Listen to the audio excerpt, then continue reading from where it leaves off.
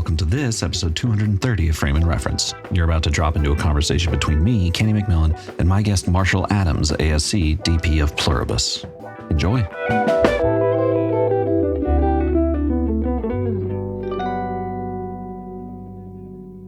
How's the reception been for the show? It's been really positive. I mean, the show's doing very well. And, you know, I mean, it's Vince. Vince did another one out of the park. You know, he's a man.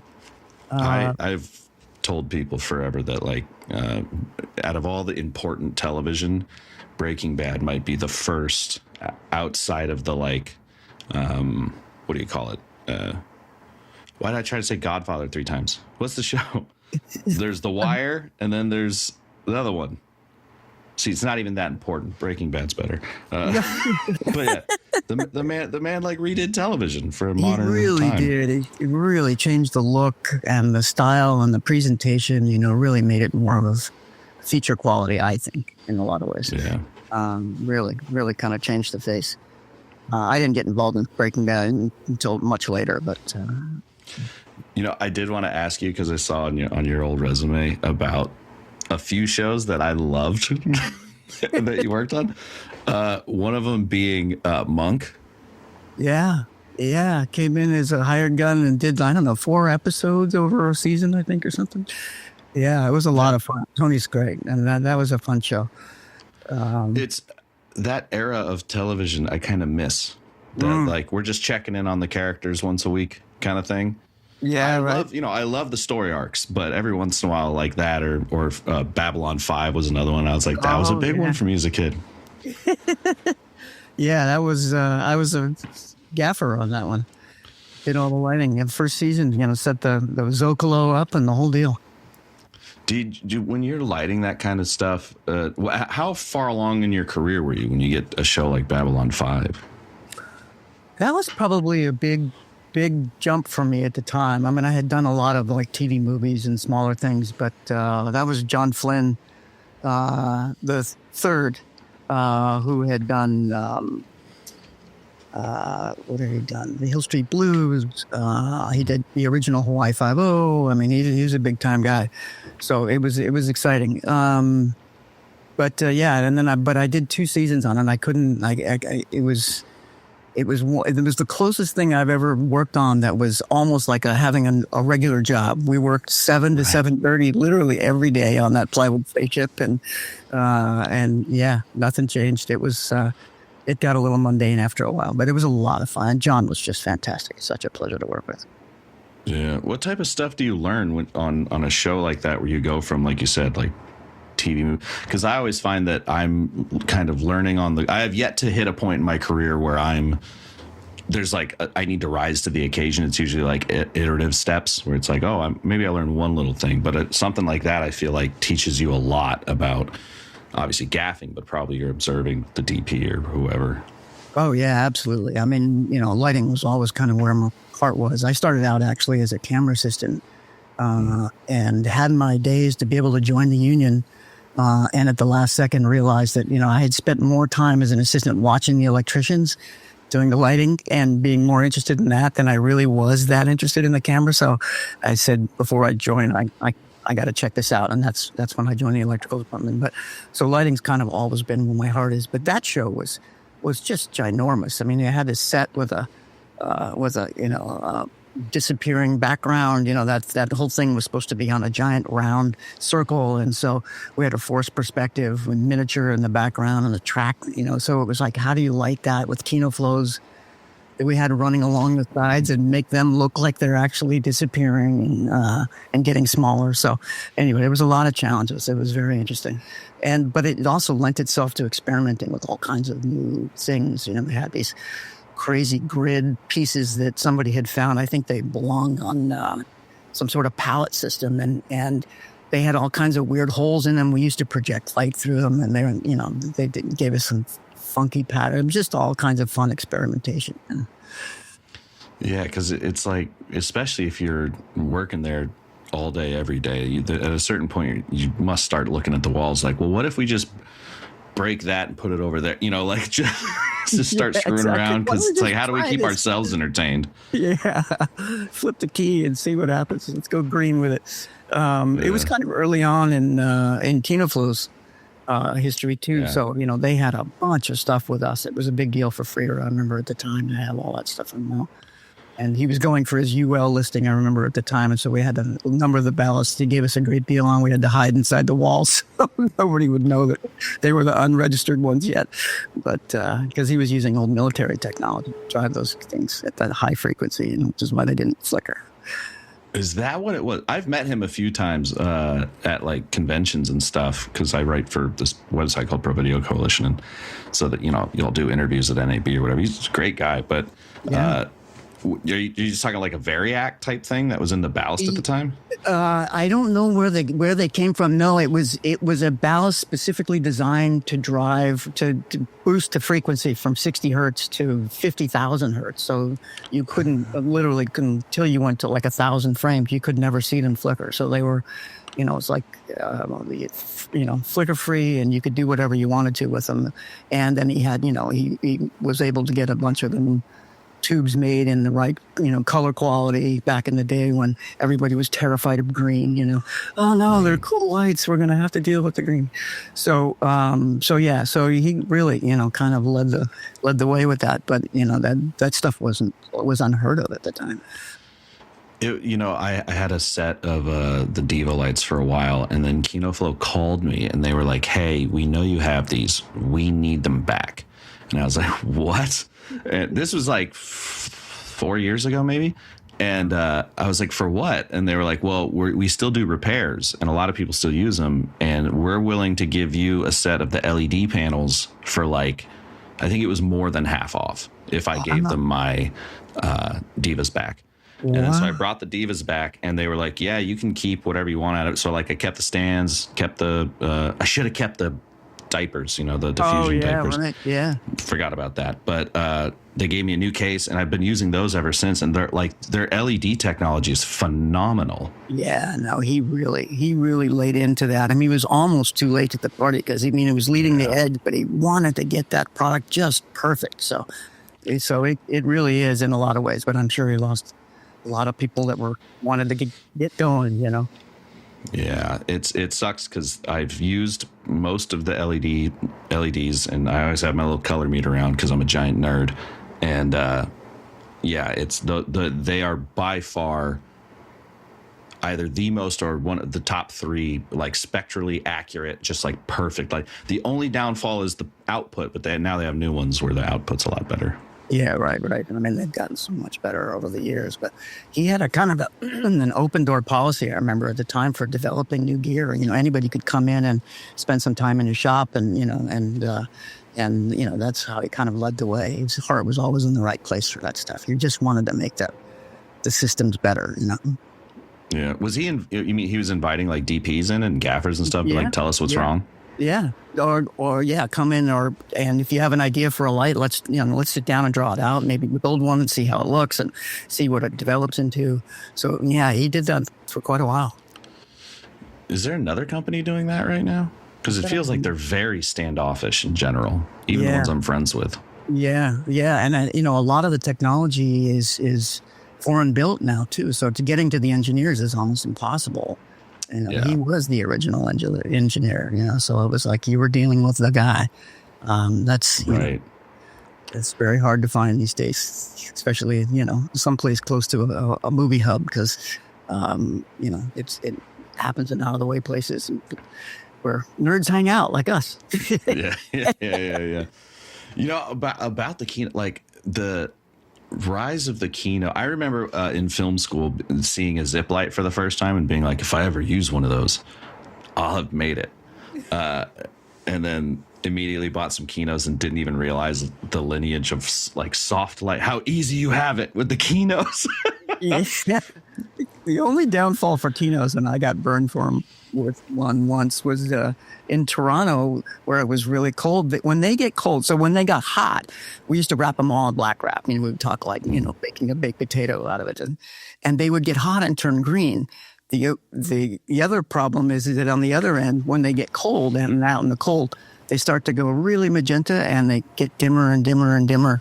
So you have to, in cold weather areas, you got to really kind of keep an eye on them. But yeah, it's I mean, I remember like walking around somewhere in Europe and seeing, Kino flows like in a shopping mall somewhere, lighting, and I was like, why? Like Freer's really blown the lid off of this one, man. And the Source 4s too. I remember seeing those all, boy, did those things take off. Holy smokes.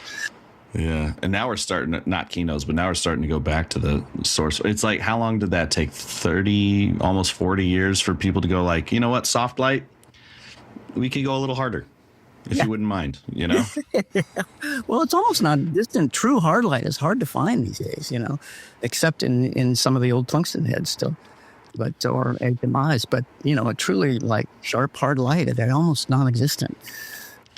Do you think digital acquisition has something to do with that? Because I feel like, I mean, I haven't done this scientifically, but just looking, you could hit someone with a hard light on film and it felt like it took it back. It's like, I don't know if you ever or like played music or anything, but it's like tape saturation, where you could like hit it and it would soft limit to the edge.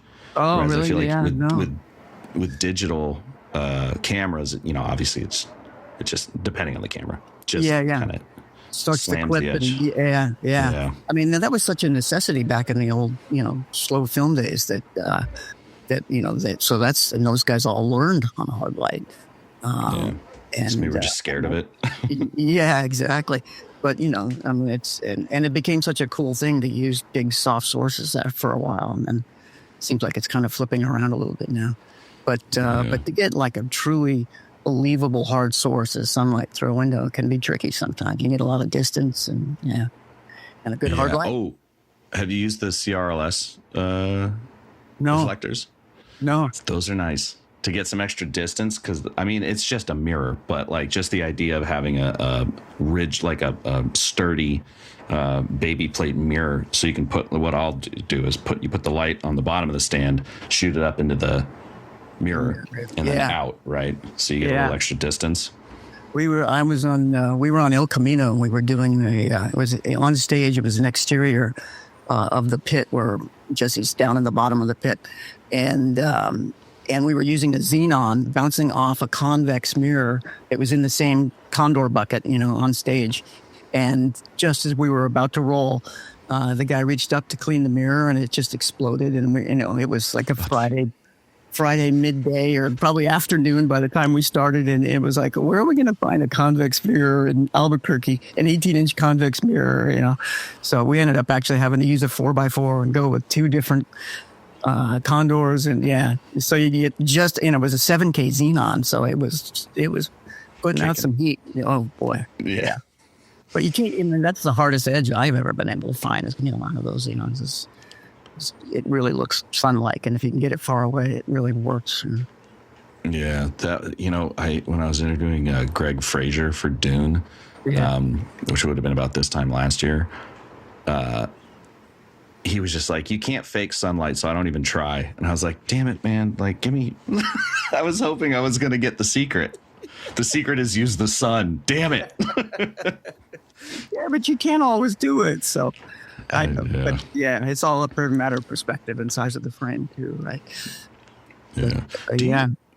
Is your lighting philosophy that like, because I've heard this a few times and I find it really fascinating, like the essence of which being light should feel like it has to fight its way to get to the set.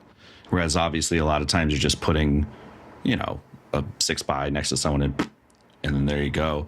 Like when you're lighting a scene, obviously everything changes depending on the scene, but generally are you trying to kind of like mess with the light in some way before it gets to the person, or is it more about shape, or after all the years of gaffing, honestly, where do you fit? It depends on the situation. I am a firm believer that if you take somebody out of the story with a shaft of light in a hospital freaking waiting room, then then you're in my book. I mean, it's just my own humble opinion. You've kind of defeated the purpose. And same thing with camera moves. I don't ever really want somebody to go, "Ooh, that was the coolest camera move I've ever seen," because it takes you out of the story. So it has to fit. If it's a hospital waiting room, it's probably top light. It might be a little green or blue or whatever, but and then from there you can kind of shape it a little bit and make it your own. So it's all about the situation, the set that you're on, and coming up with some fun ideas potentially that might exist in reality. Yeah, because the thing that I always struggle with, because I primarily shoot documentary now, so I don't get like extensive narrative, bites at the apple. Is like, all right, you're in the hospital scene, it's top lit. How do I keep that from just looking crappy? You know what I mean? Like, if I were to do exactly what was real, maybe I put a bunch of quasar tubes up top. Yeah, that's a great way to do it. The color might be clean, but do you just roll with it? Am I relying on the colorist? The tough one is starting really wide where you see the top light in the frame and then moving into a close-up. That's the tricky one. Because oftentimes, when you're in the tighter shot, I'll get rid of the top light and light them off. It's still a little high, but at least it's a lot more flattering than, a raccoon light. So, but yeah, it's, but that's the tricky one. That's always the hard one, is when you see it first and then you push into a close-up. How do you make somebody look good there? But the tortures we go through. Yeah. Luckily, a lot of times I color my own stuff so I can fudge, It's like, I know I'm going to flag that wall off later. But that was a hard lesson to learn when I started delivering, giving my footage away, and then like turn around and go, oh, wait. That second scene. Double on that. Yeah. Power window on the background. Yeah. I was being lazy. My bad. I'm so sorry. Yeah. Right. Can you give it back? But yeah, no, it's amazing nowadays. Kind of spoiled that way that, how much control you have in post. It's like, I forgot to put that double net topper on the background. We can do it here right now. Power window. And it's much more financially viable than 150 people standing around their set twiddling their thumbs. So, anyway, but I love it. I think it's amazing. It continues to advance and continues to progress and gives us lots and lots of tools. Yeah. Has your sort of workflow changed because of that? Because obviously a lot of your work, especially with Vince Gilligan's, film. And then we start, Better Call Saul. We got Red, we got Ari, whatever. And then I don't even know what Pluribus was shot on, but probably Alexa? Yeah. Alexa Mini LF. Yeah. Did when you made that shift from film to digital, did you, well, A, like what were the sort of growing pains there? Because that's always informative. But then B, did your workflow, the way that you shoot or the way that you light change at all? Yeah, I think I experimented with pushing boundaries, pushing the edge quite a bit more, for night exteriors and things like that. But I started with I was on CSI New York when, and we were like season 7 or something like that out of 9 or 6 or something. And we went from 35 to digital, but it was an F-35. So that camera wasn't. Great camera. No, it was a great camera. It just isn't anywhere near what the technology is now. So, and I'll never forget, because we were all signed colors, on CSI New York, we got blue. Miami got straw and green and the original CSI, I can't remember, but and yeah, exactly. Right. Nighttime all the time. And the QC in Germany kept kicking it back because, the blues, there was something fuzzy in the blue, and it was only Germany that kept kicking it back. So that camera had a little bit of an issue in some of the blues that we were using in one of the sets. But anyway, so that was it. We were trying to work that out. But yeah, no, it was fun. It was fun to kind of, figure it out and push to see what this camera's capable of. Let's push it to its limits and see what happens. Yeah. Did you find you had to light differently for it? Not really. It was interesting. There was, everybody was so worried about it. And I remember at the time we had all of these, people from Claremont came in and hung around with us, for all 3 or 4 days, making sure that we figured out the camera and then, nothing went wrong. And we had some sort of lighting advisor. And by the 3rd shot, they were like, oh, you guys got, what are we doing? So, I mean, it certainly was a lot easier to tell what the image was going to look like than, looking at a 640, 480 video tap out of a tap that's, a camera that's only that big. So, you could tell focus, it could tell, so many things. Even, lighting was obviously a lot closer too. So, but yeah, no, it was, so I don't think so. No, I don't think I changed much at all. And one of the things that I do that I love to do, and we were talking about LED panels earlier. I carry a 12 inch by 12 inch LED panel, one of the original ones with a 30-degree grid on it, just for eye lights only. It's the only thing I've ever found. I tried experimenting with, raw bulbs, with all kinds of different light bulbs with different light styles. And nothing ever worked other than that. So I can, you can put a reflection in somebody's eye without really adding any more light. And it's one of my favorite things to do. Is it like one of the old like Aladdins? It's, I'm trying to remember who makes the panel. But yeah, no, it's just a flat, it was before they even put the bend in the bail. It was, I forget the name of those. Light panels. Light panels. That was it. It's a 12 by, it's a 1 foot light, 1 by 1 light panel is what it was. And, still to this day, the guys carry, a couple of them for me just specifically because that's what I use all the time. It's my go-to eye light. Is it just comfort that keeps you from going to like maybe one of the more, easy to rig, like, all these companies make a light blanket now, it's like, it's just a piece of cloth or, even, Aperture now that Aperture has really gone high end. Even they make one, but is it just the comfort of knowing that's your highlight? Because I'd do the same thing if I were you. I don't use it to fill somebody in. I don't use it as any fill. It literally is just the eye reflection. It's hard enough that it gives you that ping without adding any more light. And it's the perfect balance in between that I found, at least for me, that really gives you that without adding a bit more light, that's always the thing that I hate having to do. Yeah. But it's important to have that life in somebody's eyes and an image, at least in my opinion. No, 100%. And I'm always fascinated by people's approach to the eye light because everyone has a different, someone will cut out like a foam circle and just put it in, kind of in the reflection. I should have asked him. I had Steve Edlin on the show and I meant to ask him, but I saw he had like a breeze light type, like a small one or like a reflector dish situation, just always like right under. And I'm like, is that an eye light or is that doing something? There's a whole artistry to the eye light.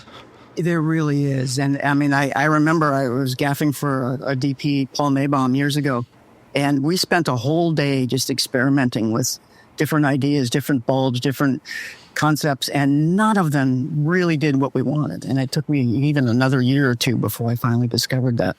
So it's the only thing that's ever worked for me, but that I've been able to find. But I know everybody's got their go-to, and whatever makes them happy. You can only do what makes you happy, right? Like and that's the image I want. That's the ping I want. So if that's all you can strive for, otherwise you become a poor facsimile of somebody else's work, right? That's, I've always said that, like, if you steal from one person, that's stealing. If you steal from two people, you're boring. If you steal from three people, now you're on something. You're influenced. Yeah, you've been influenced by others. Well, we can't. None of us can say that we don't steal from somebody. I mean, it's everything's been done pretty much.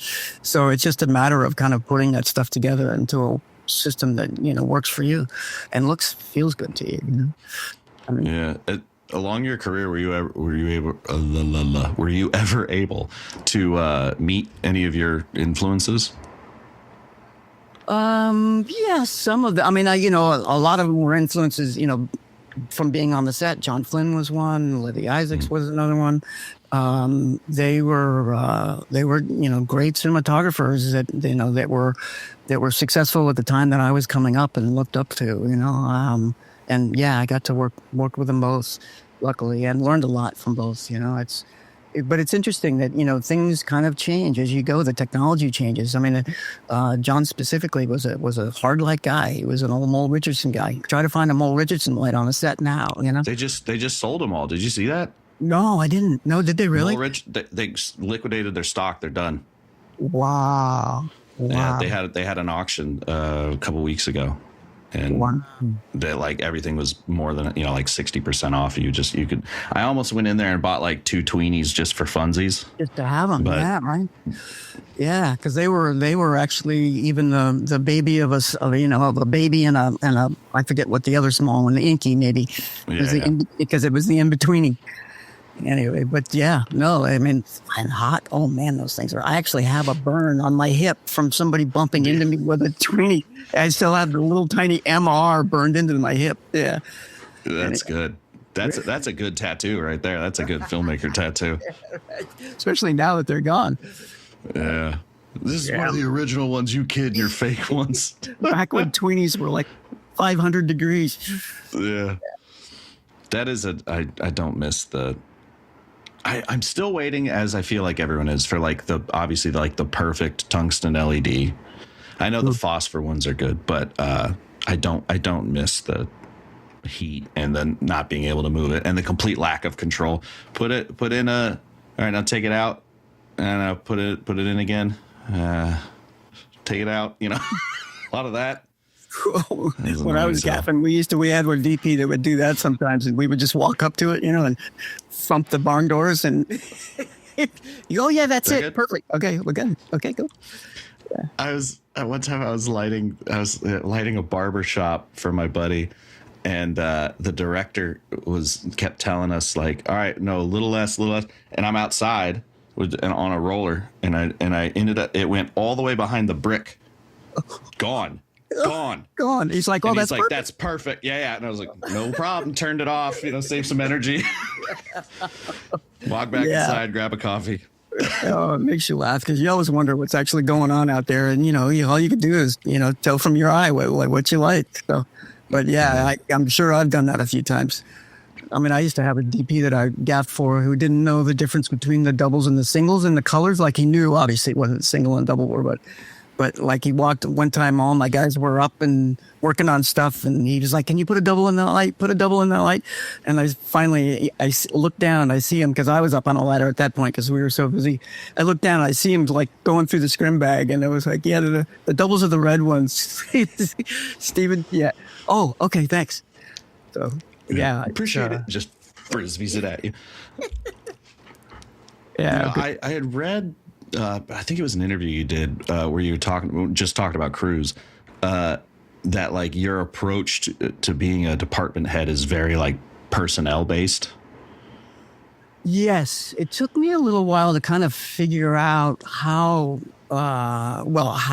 important that those relationships were. Not only that, but that it really is. It's all about support. I absolutely love supporting the crew and telling them what an amazing job they're doing, because they just work their butts off for us. It's like I walk away at the end of the day, they're still rapping. I mean, it's and so yeah, I try to be, because then things like this, I do an interview and I get to talk about all the great work that we did, which I did absolutely none of. Never put a freaking pair of gloves on, and it was like, so I get to take all the credit, but they really do the work all day long, and some of them are really incredible artists in their own right. They're just waiting for a shot to be able to get up and shoot something themselves, which is, I remember going through that too. I had literally all but given up about moving up to being a DP. I'd been trying to shoot everything I could get my hands on, PSAs, little shorts.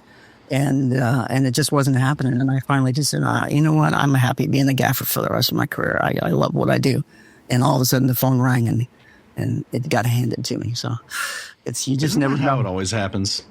It's like right when you're about like, you know what? It's like when you stop chasing your partner, suddenly they're interested in you. Absolutely. Yeah. Even though this one is an employment partner or an artistic partner, but it's very true. That's exactly how it happened. It literally was a friend through a friend that recommended me to a director, and his prerequisite was, because the DP that I had gaffed for him before, the DP that we normally work with wasn't available. So he called and he said, I heard you've been shooting. Will you come and DP this TV movie for me? I said, yeah, sure. Because the only thing I asked is that you bring all the people I know. I was like, I can do that. I can do that. That's phenomenal. The what are some of the, because obviously the lighting, knowing lighting for the most part is important as a DP. Obviously your command of composition, all that kind of stuff. But as that department head, what are some of those things that you've learned? Hopefully not from watching someone blow up, but like that. Maybe the good leadership you saw, just stuff that like you've taken that you're like, all right, that makes a good leader, that makes a good DP outside of the technical. I will say that, Vince Gilligan is the king of enabling people to bring their best work. He's got an open door policy. He wants to hear people's ideas. And so nobody's ashamed to bring ideas and or afraid. And what it does is it enables people to do good work. I mean, to bring their best. And that's something that I think is an incredible lesson, a very important lesson, because, unless you ask, unless you enable people to bring their ideas, you'll never know what they're capable of or never know what they can bring. And I mean, I remember actually meeting Vince and Peter Gould after I'd been hired on Better Call Saul. I met them for lunch and they wanted to talk about my approach to the show and visual ideas and stuff. And one of the first things that they said was, we would rather have to go back and reshoot something than feel like we left anything on the table. And that was such a foreign concept to me at the time. I was like, because beyond all else in television, especially, you made sure that you got it, and maybe didn't take quite the risks that you could, because you were afraid that, something could go wrong. And that just wasn't these guys were like, go for it, just go for it. And so that was kind of step one. And then beyond that, being able to talk about ideas with them and to the directors and stuff like that, it makes such a difference to enable people to bring it, Yeah. No, I honestly, some of the best DPs have worked with the best directors all kind of have a similar story of like, this was not why did I try to say oligarchy? So it's early for me, even though it's almost noon.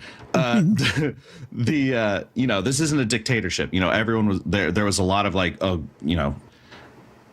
either people having ideas or not micromanaging, I think is another big one. Like you tell someone to do something, you let them solve you give them the problem, you let them solve it. Don't tell them how to solve it, because obviously if they're new, you might have to tell them how to solve it. But for an experienced crew member, they have a solution somewhere. And part of the fun of filmmaking is creative problem solving. And guess what? That solution may be better than your own. So, watch out and see what they do. There's a lot to be learned. None of us know it all, that's for sure. And yeah, I mean, that's what brings it, the magic. I mean, oftentimes, and I also find that, limitations, interestingly enough, on films and television, that's where the magic comes from. And a lot of, the ways that you come up with ideas to get around a problem that if you have all the money in the world, you don't have that problem, all the time. It's always time. It's never the gear nowadays for, like on Pluribus, we had everything we wanted to, but never had enough time. Now that's always the tough one. Yeah, I think Adam Savage says it's cutting the way to think about restriction is that it's cutting branches off your decision tree, which makes decisions way easier. Yeah, absolutely. If you only got two, flip a coin or pick your favorite. If you've got a million, you're like, I don't know. Yeah. Number 12. Or you got to figure out a way to get around a problem that, you wouldn't normally have to figure out. And what ends up coming from it is just magic that you look back on and go, oh man, why didn't I think of that before? Yeah. I read an article with, I think it was with Vince about how he had been writing bad guys for so long that now he was like, I want to it's something else. In that regard, like, because obviously you'd worked with him before on the other shows and stuff. What was the sort of initial call and like pre-production for Pluribus? Did it feel any different, or was it just a different subject matter? No, it felt very different in a lot of ways because it was a different subject matter, because we had a different point of view, because it wasn't a period piece, because it was Ray Seahorn, who was absolutely magic to watch sometimes. I mean, just even watching her rehearsal sometimes, you go, man, where did she come up with that? But So yeah, it was a different, and it had a different, visual approach. We had, we'd kind of come up with this idea, or Vince had, about the, kind of Actachrome look that was going to happen after episode 1, after the big event at the end of episode 1. And what was that going to be? We shot some tests for that, but yeah, I mean, right from the beginning, we were there. I remember a year and a half before we started shooting, maybe it was only a year before we started shooting, we were standing on this we spent the day in a van going around looking for the location for the cul-de-sac. And I have a photo of 10 of us standing in a circle in the weeds somewhere. And that's exactly the spot that we chose. And that's where, the cul-de-sac is. So it had a very different kind of visual approach. It had a lot more control over it. Different part of town, and different part of town. You guys didn't even leave Albuquerque. No, I mean, that's what I'm saying. But it's a different part of Albuquerque. It's hilarious. I guess you got to be from Albuquerque. Just a mile it's on the West Mesa. It's way out. Yeah. But yeah, absolutely. Albuquerque is such a great town to shoot in too, because you can get anywhere, in 15, 20 minutes. The old adage about LA, right? Which is such BS nowadays. You can't get anywhere in 20 minutes in LA, but anyway. Yeah, the Albuquerque, also the first and only place I've ever seen the Milky Way. Oh yeah. At night. It was just happened to be clear enough. I was just driving. Well, I guess it wasn't Albuquerque's proper, but it was New Mexico. I was driving through it and past it, and I just looked up and I was like, what the hell is that? Yeah, you get it. I thought it was like the Aurora. I thought you had to have a special camera for it. I didn't know you could just see it. Yeah, we actually had an Aurora come through about a month ago, which is very rare for New Mexico. Yeah, I had a bunch. I couldn't find it, but I had a friend that took a bunch of photos of it. It was just gorgeous, absolutely gorgeous. Yeah. So were you guys intentionally going? Because I have to be perfectly honest. Obviously, tomorrow is when the finale comes out at the time of this taping, so I don't even know how it ended. But I'm only 4 episodes in. Okay. But you're free to ruin it for everyone else because it's fine. No, far be it for me. I hate doing that. But when you guys are talking about critic, because I think it looks phenomenal, and I have this, I've a lot of stuff online about the Netflix look, and I don't think there's a real Netflix look. I think Netflix just puts out a lot of stuff, and so what people are seeing is a high quality indie, basically. So the if you see something that has a lower budget, back in the day, it looked like it had a low budget. Now everything looks like it has a high budget, but maybe is a low budget. Yeah, and that's right. what people are striving, right? Whereas Apple, I have yet to see something if there is an Apple look, it's we only hire the best people, because everything on that channel, and I'm an Apple hater, you got to give it to them. Everything they've made is phenomenal. Are they involved in? Everyone has said no. You're free to say no, but are they involved in some way, or are they as hands off as they seem to be? It depends on the show. I mean, they were much more involved when I did Sugar. I did the season 2 of Sugar, which isn't out yet. But, who was the other DP on that? I interviewed him. Javier. No, that was season 1, I think. Okay, yeah. Yeah. No. So it hasn't. We haven't even finished. I'm actually still coloring the episodes, but yeah. So it definitely has, kind of an individual feel. Apple, they're with Vince. Vince kind of writes his own thing. I mean, it's his own deal. So he's exactly. The buck stops with him. And I mean, even the widescreen, we went 239. And I remember on a show that I had done, Servant, a number of years ago, they had talked to Apple about shooting widescreen. And Apple just flat out said, no, not going to happen. And so I said to Vince, I don't know if they're going to go for it. And he was like, well, we'll see. And of course, immediately it was it was done. Yeah. I mean, he never does that because, that's not his way. But yeah, no, it was, it was instant. And I was like, okay, cool. Yeah. All right. Yeah. Well, that wasn't the question I meant to ask, but it did occur to me. I was like, I need to know. But the real question being, I imagine you guys weren't just doing different for different's sake, but when you were establishing the look beyond the palette of it, that Kodachromeness you spoke of, was there, just what did you decide not to do? What wasn't the show? Because obviously dark comedy, sort of sci-fi, you could take it a lot of different ways. Yeah. I mean, the sci-fi, even though it's always in the background, has a much smaller part, really, because there isn't, Yeah. there isn't the plywood spaceship like there was on Babylon 5. Um, Right. so it's kind of always in the background. Our big thing was keying off of Ray, keying off of Carol. That we're always telling her story, her point of view.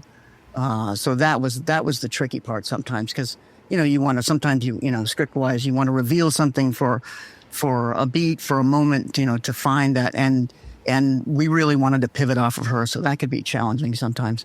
But yeah, that was the big thing. The look was really kind of embracing Albuquerque as it is now, because Saul was a period piece. Obviously, Breaking Bad was quite a bit ago. So there's a lot has changed with the light, the street lights. There's almost no street light in Albuquerque Right. anywhere. You don't get any of that orange anymore. Yeah, no sodium vapor. I mean, I was a two-trick pony, mercury and sodium, and those are the only two I loved, and now they're all gone. You fly over the country now, and you're like, where the heck are the sodium vapors? But so yeah, kind of embracing that kind of harder edge, very kind of focused, and really kind of looking at Albuquerque, looking at New Mexico with a different eye. We went out to the VLA, which was cool at the beginning of episode 1, which I didn't even know was there. Vince turned me on to that. I mean, there are 100. What is it? 35 of those dishes. They're 130 feet tall, each one of them, and they stretch out. Depending on the time of year, they move them further away and they bring them closer together. And they are just massive, they're just huge. Did they not use those in like Contact? That's exactly right. Yeah, that's what everybody always references, the first time that. But it's tricky to shoot there. You can't transmit, or you're not supposed to. Eventually, we ended up kind of having to buy them out, because there was just no way that we were going to not have anything transmitted. Well, they're listening for anything, and so they literally nobody within miles has Wi-Fi. They have a whole area. If you need to use your cell phone, you have to drive out like a mile to be able to turn it on when they're operating. Yeah, right. And then when they stopped operating for your cell phones is exactly when the aliens tried to contact us. Yeah, exactly. That was the one. Yeah. Where the signal came through. Damn. Yeah. Luckily, there are other places that are listening now. Other than that, just them. I kind of want, like, the thing I've loved about the show so far is that there's this wonderful density to the image, and while it is soft, it still has a very, it's like realistic. I don't know how to describe it, so I just need you to tell me what you're going for. How much control are you putting on the image? Are you trying to be a little more hands off? Or are you putting, is it a grip jungle? Because I need to steal it. New Mexico, there aren't really many grip jungles. I mean, they are, can be in some of the tighter stuff, but like, putting fly swatters and things overhead is almost an impossibility because of the wind. You just never know. And let me tell you, grips, ask the grip in New Mexico what the weather's going to do, and you will get a straight answer because they can see it coming from miles, wind, rain, you name it. So it's a minimalistic kind of thing, but just, kind of accentuating what's there. We had lots of floating bounce cards for Ray when we would walk into a close-up and just kind of pick her eyes up a little bit. Not to mention, she's a fantastic subject, just so easy to light. And not hung up on, sometimes it's going to be not fantastic. Sometimes you're going to be in a little bit of top light, and she's cool with all that. She knows I'll make her look as good as I can when I can, and sometimes it's just going to be a little funky. That's a pleasure too. I mean, that's half the battle sometimes. That was a very important lesson I learned very early on in my career. Was I got the opposite type of person, and that's where I learned from the producer the phrase "people of a certain vintage." Great term. Yeah. I stole it. That was like 15 years ago. I think I'm one of them now, actually. Yeah, you go for it, because it was I had set up the shot. It was for some interview type thing, but I was just like the hired gun. I would not even call it a gaffer. I was just helping, and I was doing a lot. And I set it up, and I was like, "She looks awesome." because I thought she looked very beautiful, showing what she looked like. Yeah. So to speak. And no one agreed with me. Wow, really? Wow. Well, it was supposed to be, this person is supposed to be very glamorous and stuff. Right, so I wasn't, even though this is reality, I was not adhering to the script, as it were. Yeah. So we started bringing in a lot more, cards and things, and little underlight. Yeah, there's a famous story supposedly that John Wayne, they were doing a commercial near the end of his career, and he showed up. They'd lit it all, and they were ready to go. Camera was ready. They brought him in, and it was all half lit from one side. And he walked up to the mark and turned into the light. And they were like, "No, sir, you're supposed to be facing this way." He goes, "Well, then you better move the lights over there." It's good. Man, do what he liked. Yeah, good old. What was his real name? It was like Mallory or something crazy. Yeah, right. Yeah. I did want to ask about the, I think there was one like YouTube breakdown where they were explaining how you strapped like an LED screen to the front of the car. Yeah. When to the front of the truck. How many of those types of tricks were? To explain it for anyone listening, basically to have interactive lighting and also to give her something to look at, you had a screen there, so it looked like she was looking into it, and stuff was happening in front of her to block the people. What I did was I actually I went out there with my phone propped, on a little tripod on my dashboard, and drove forward down that side of the street, and recorded it, and then played it backwards. And I realized very, very quickly where Vince wanted to have the camera on her, we were going to have camera shadows all over her. Right. And originally I was trying to do it a little bit cheaper level with some projection screens. We're using a couple of projectors and, either 1000H or a rear projection.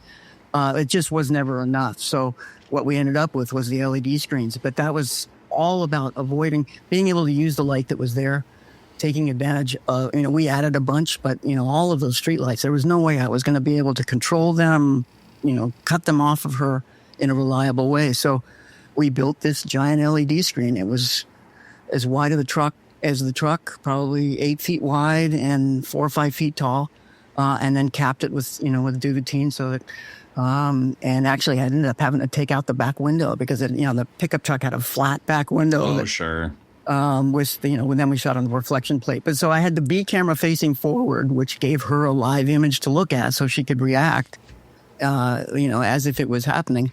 And just amazingly, we were able to find the right lens that fell off on the sides, in her peripheral vision, at the exact moment that people would come into her sight. So it worked pretty darn well. And put it on the Biscuit, it was an electric camera car, slammed all the way to the ground so that it was at the right height. And it worked out great, gave me all the interactive lights, some reflections, and didn't have the shadows, which is, that's, you can imagine 3:00 in the morning, you're like, oh boy, I got to move the camera 3 feet back because I've got shadows, it was like, so we had lots and lots of prep time. We spent the entire night on that one shot. We actually came at lunch the day before, rehearsed for half a day, and then spent the whole day just doing that one shot. So, important shot. Very important shot, very important story-wise, and I wanted to make sure that we were, not caught with our pants down, and had all the interactive, and the thing with Chris Norris, my first AC, A-camera first AC, being able to rack to the guy running in the background up. I don't know if you noticed, there's a guy without a leg in the background, and somebody comes running in with the leg, and they're trying to take him to the hospital, and then we slowly reveal the fire, and then the bus, and the guy that's actually standing in the middle of the road. I don't know if you noticed. It says, "Look who's turning 50" on his T-shirt, and it's Tom Nas. He was one of the executive producers on Saul. He's an old friend of Vince's, and so they all had photographs of him on their T-shirts. I actually have that T-shirt, and climbing off the bus as it's burning in the background. And it was quite an event. Yeah. Were there any other kind of like new tech solutions that you guys came up with beyond the usual, like we said, Resolve or anything like that? Because I feel like now the physical tools that we have are just what a sandbox. Yeah, no, that's true. I will say that. So we had the Ronin 4D, which was fairly new. Everyone's using that now. Yeah, I mean, it has some limitations, some weird limitations, For which sure. I find that it kind of does a weird little drift thing that, as people walk with it, which you don't get in Steadicam because it's much more solid. But we pulled the X9 off the body and put it on the remote mount, that they have for a stick. You can put it on the end of a boom pole kind of thing. And we put it inside the vending machine where there literally was not an extra millimeter. I mean, that camera's only this big. You can set it in matrix mode so the head's, kind of straight back and the lens is sticking out. And that thing barely fit into that vending machine. So, to get all the image without seeing the camera, the image of the reflections of all the chips, so the guys interacting with it and making sure the depth of field is short enough so that the woman can walk in and focus in the background. That was a fun one. And we weren't exactly sure how it was going to work until we got there on the day, which turned out, got lucky on that one. But so that thing was a new tool. It was a lot of fun. You could put it places. The shot where Ray drives up outside the hospital, we did the same thing. We underslung that X9 and she drove up to within a couple of inches of the camera with the windshield right there. I mean, she drives into a close-up and literally everybody behind the video monitor was going, whoa! Every time she drove up, because you wonder, like, what just happened? What did she drove through the dolly? How does that work? But yeah, we had it underslung over a piece of speed rail or under a piece of speed rail. And, the dolly grip was there ready to swing it out of the way in case she overshot it a little bit. Probably still would have done a little bit of damage, but she nailed that mark to the 1/4 inch. I mean, she's amazing. So that was a fun that 4D is, I think, like my buddy Ed Moore, he's in the BSC. He's got like 2 of them. Goldschmidt just used it on Last of Us for like a specialty shot, but it seemed for something that launched and the general consensus, at least online, was like, that's a dud. Apparently, like every film crew ended up buying one or renting one and just like, we might need that. Yeah. Well, it's it's not a ton of money. The camera, yeah, exactly. Adolescence is a perfect example. It's not a ton of money, and sometimes when you need a really small profile or to be able to do something where you can't have the body in the way, then it's a great tool. It's always about the right tool for the job, and oftentimes people don't know what the challenges are. We did a shot with it where we were, Ray walked up into the foreground and answered the phone. And then we walked over to the bar with her. This is all in episode 1. And there was a wall behind us that was only like 6 inches behind us. Nobody knows that we only have 6 inches in there. But that was the only camera that would fit. And so we ended up using that on like a little skateboard dolly that the guys built that could, reach out and in and over. And anyway, it was very cool. It was a lot of fun. Yeah.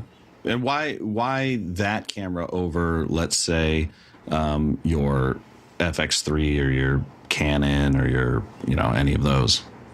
We shot some. Well, first off, we shot some tests. First and foremost, I think it's because it's versatile. It does a lot of different things. Some of them not so perfectly, but it's still very, very useful.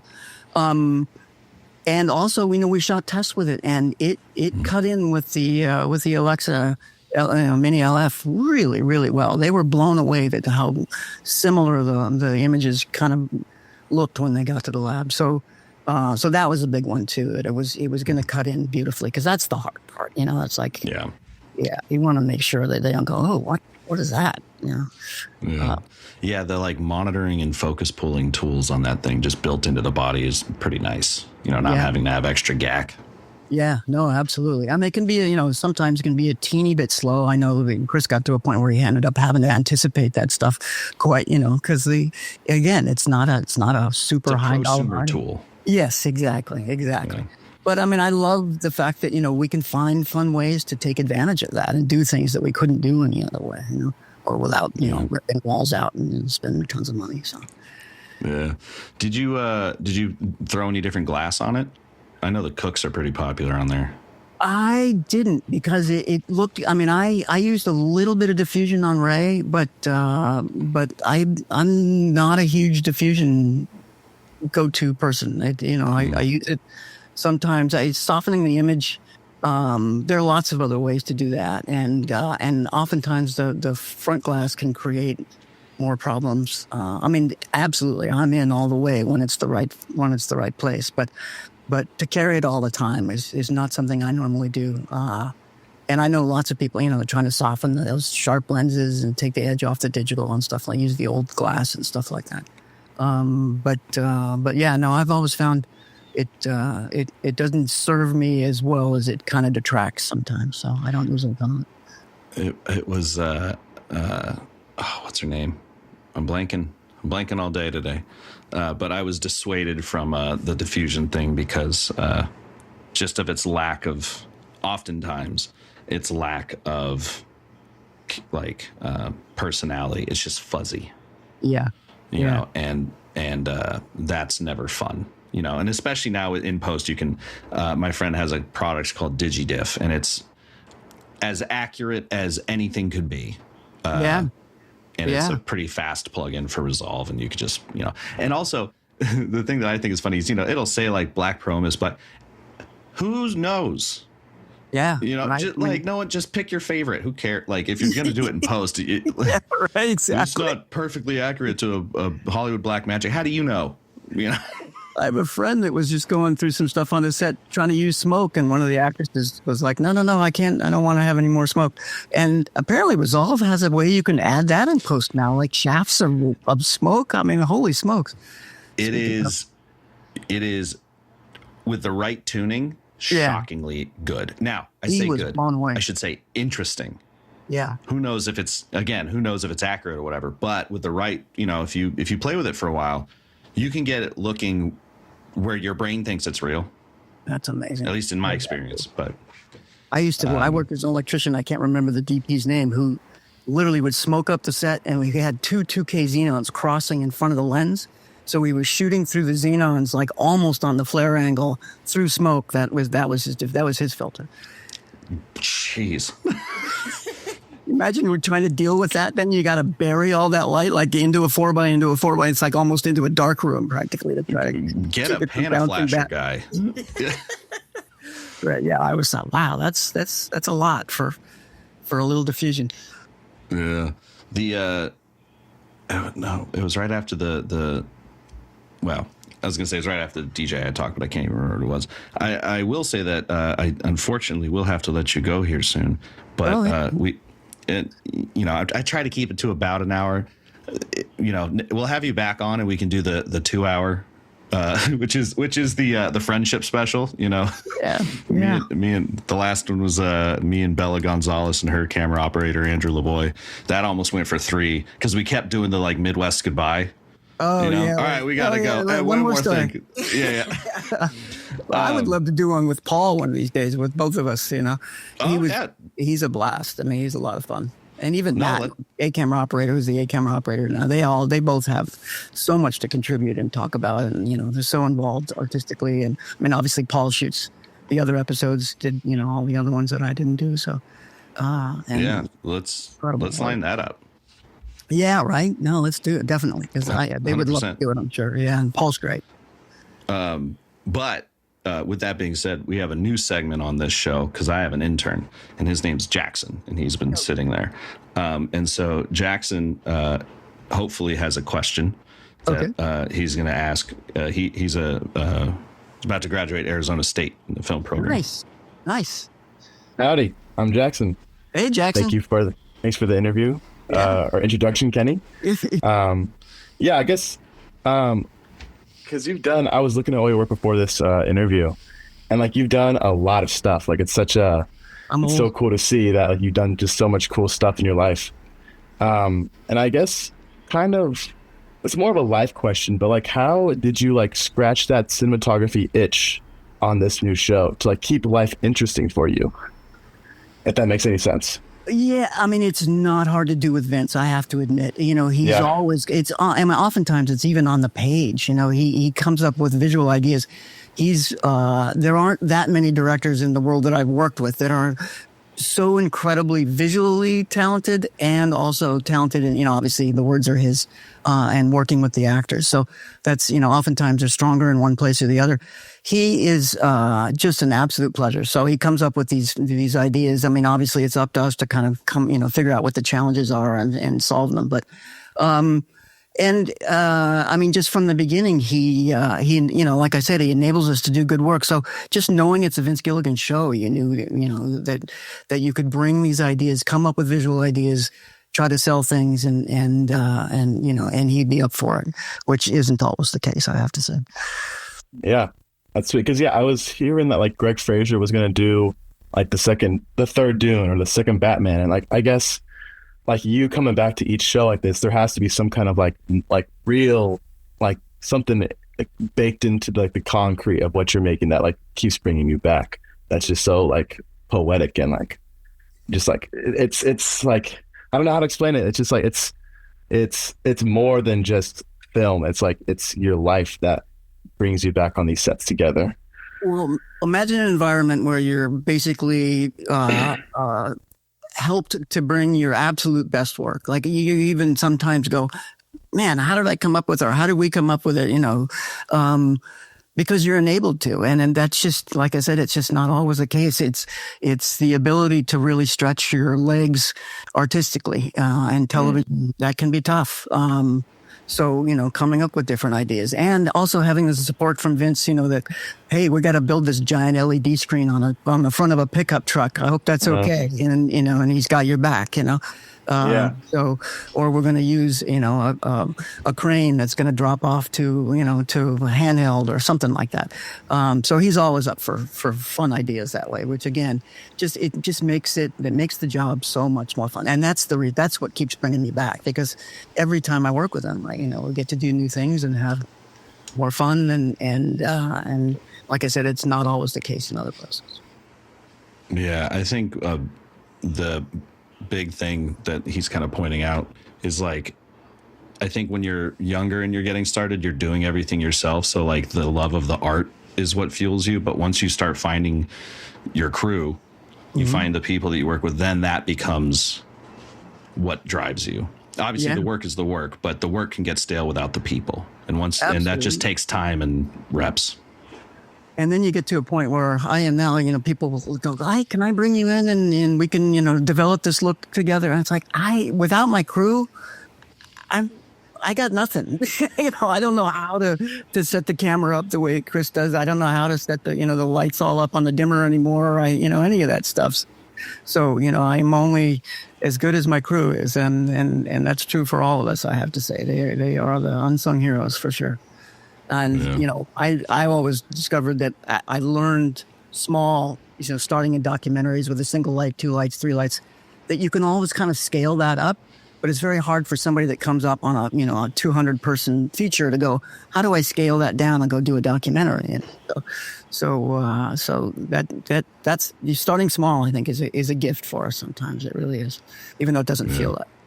It doesn't pay that way. For real.